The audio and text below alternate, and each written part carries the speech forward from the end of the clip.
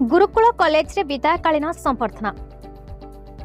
Gurukul college Vedvyas युक्त 3 शेष वर्षर पिलामानंकु विदायकालीन संबर्धना दिया जायथिला। एथिरे कॉलेज अध्यक्ष डॉक्टर उमाकांत पंडा सभापतित्व करथिले। मुख्य अतिथि भावे स्वेच्छासेवी डॉक्टर अमूल्य कुमार जेना जोग दैथिले।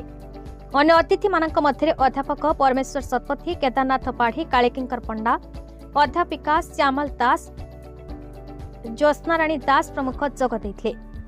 प्रथमे डॉक्टर अमूल्य कुमार जेना दीप प्रज्वलन करी उद्घाटन करथिले।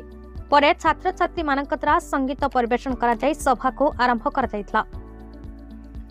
सभापति एही विदायकालीन सभारे भाव विहलित होई पिलामानंकु आगामी भविष्यत रे किपरि आगकु बढ़िबा ताहा उपरे वक्तव्य प्रदान करथिले। मुख्य अतिथि डॉक्टर जेना तंक वक्तव्य रे छात्र छात्री मानंकु गीतनाच माध्यम रे आज एही विदायकालीन सभा को उपभोग करबा दरकार।